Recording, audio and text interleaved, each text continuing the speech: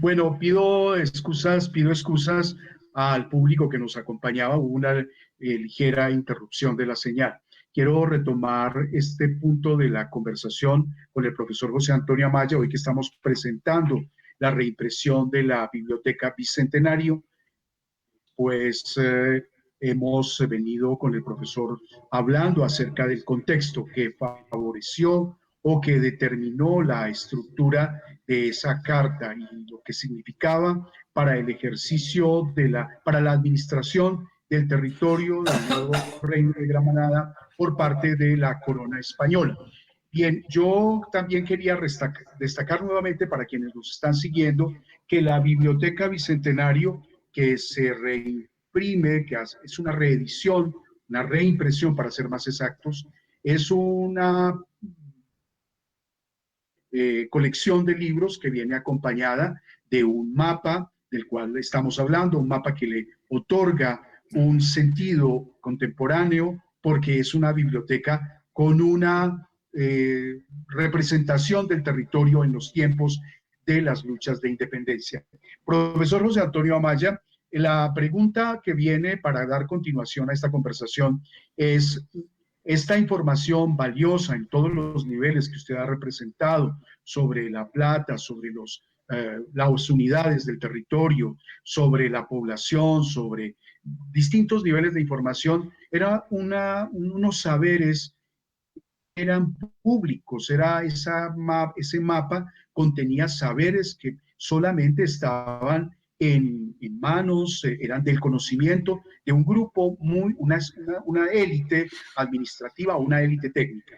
Entonces, ese mapa era público o la información contenida en ese mapa era un secreto de Estado. Podemos decir que la información contenida en el mapa era un secreto de Estado y eso significa entonces la razón por la cual hay una suerte de tensión cuando los patriotas adquieren esa carta. Nuevamente, porque para los lectores de ahora el mapa lo van a poder adquirir, lo van a poder leer, lo van a poder tener en sus casas. Era la misma situación de ese mapa en tiempos del virreinato. Era una información que estaba al alcance de todos los criollos, al alcance de toda la población, o era una información de manejo exclusivo de un grupo de la administración en aquel entonces. Pues es elemental que todos los estados del mundo tienen unos mapas que son secretos ayer, como antes de ayer o como hoy. De modo que el descubrimiento de que este mapa y que los mapas producidos por los ingenieros del rey era un secreto de Estado es un descubrimiento de nuestro grupo de investigación y el resultado apareció en Ojos en el cielo, pies en la tierra. Y créame, profesor Flores Arcila, que fue sumamente difícil convencer a algunos historiadores de que el mapa era un secreto de Estado, ¿no?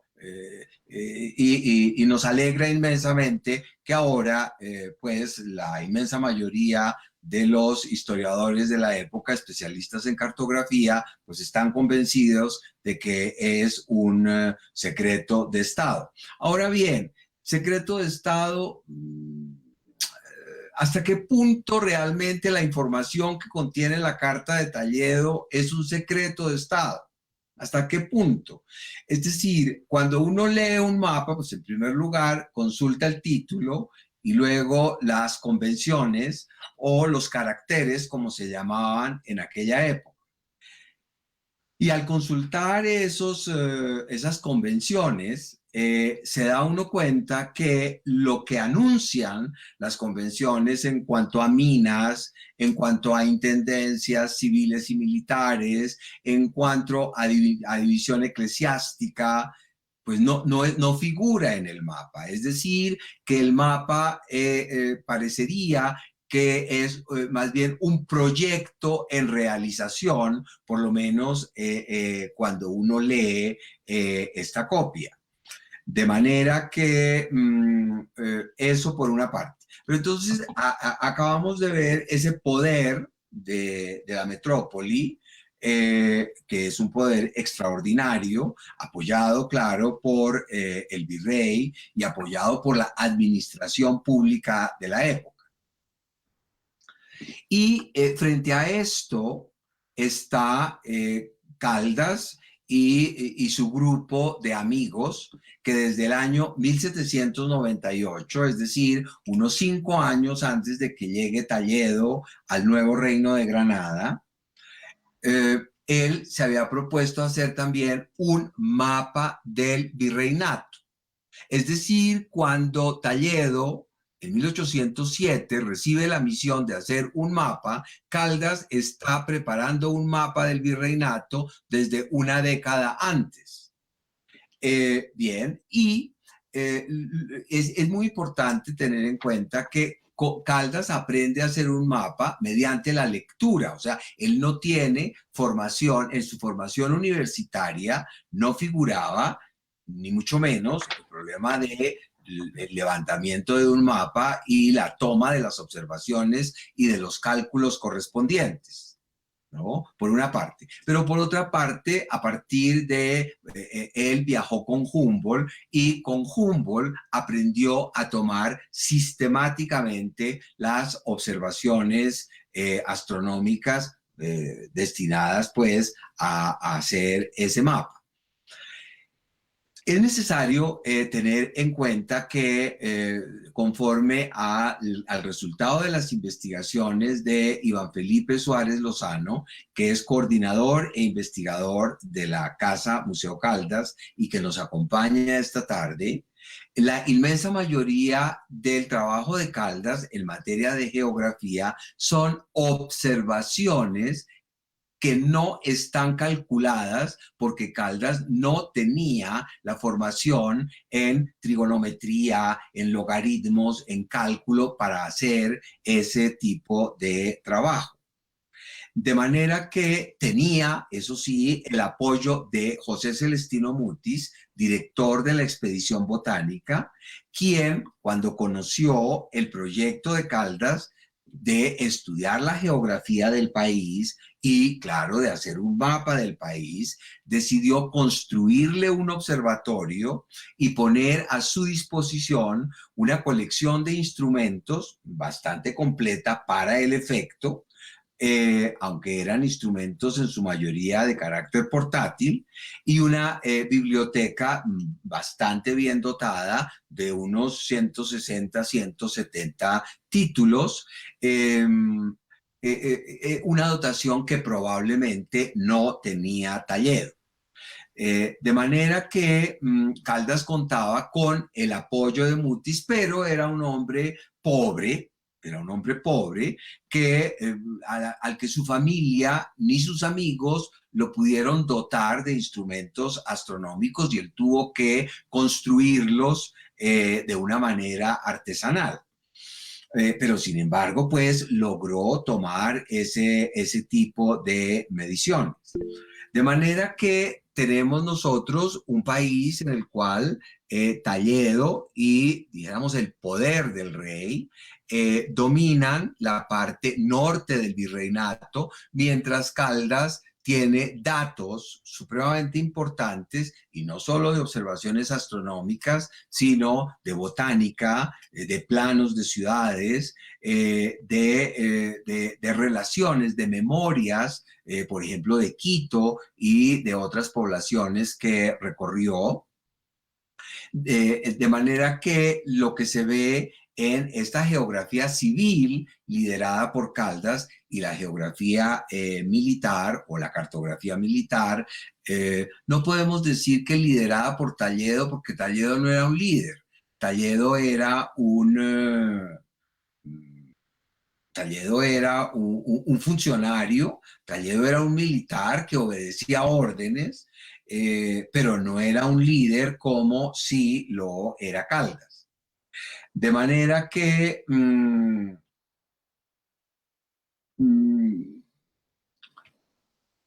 ahí vemos nosotros cómo hay un interés común muy novedoso. La carta de Talledo es una carta que tiene una innovación fundamental, puesto que se ocupa de la parte interior del país. Digamos, esa es la especificidad propia de Talledo y, digamos, la copia que ahora ha publicado el Centro Editorial de la Facultad de Ciencias Humanas puede considerarse, digamos, el primer mapa científicamente, astronómicamente levantado de... Digamos, en eso había acuerdo, porque cuando llegó la independencia, apareció el proyecto de hacer un atlas del país y probablemente en ese proyecto pues se partía de ese mapa de Talledo publicado en versión manuscrita en 1808.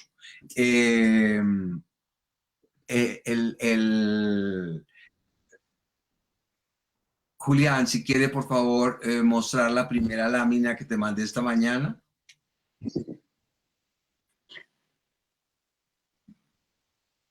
La lámina, profesor José Antonio Amaya, ya que usted nos está contando todos los aspectos de relaciones entre especialistas, funcionarios, burócratas, entre la administración de la corona española en el virreinato, que evidente que el mapa refleja una serie de relaciones políticas, una relación con el territorio desde unos saberes.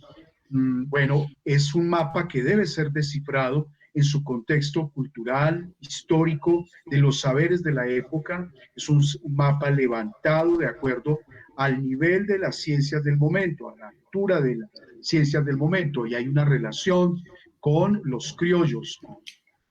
Usted lo ha señalado. Pero quiero decir, estamos ya un poco en las postrimerías de esta conversación. Los asistentes, ¿qué comentarios tendrían a estas interpretaciones apoyadas en un saber histórico que nos ha presentado el profesor José Antonio Amaya con respecto al mapa general del nuevo Reino de Granada, que ha sido editado después de muchos años para acompañar la Biblioteca Bicentenario, editada por el profesor Rubén Sierra del Departamento de Filosofía? Un documento precioso, un documento que contenía información confidencial, pero no es obvio que ese documento hoy lo podamos entender en las convenciones políticas para uso de los gobernantes dentro de los saberes compartidos y la información que contiene y la información que no contiene.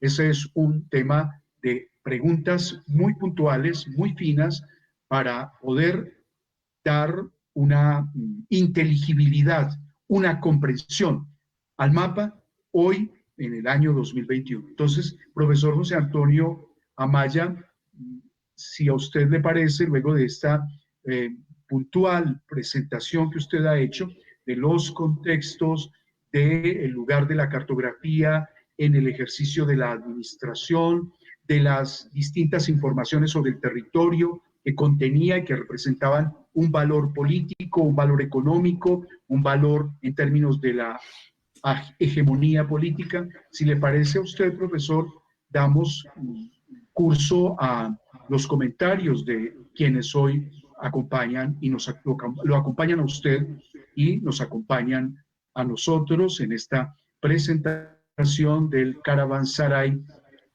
lecturas e imagen, de libros, imágenes y lecturas de la Facultad de Ciencias Humanas. Iván Felipe, si quieres intervenir, por favor.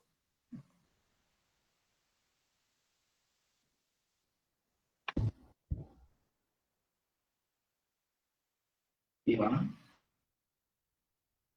O Julián.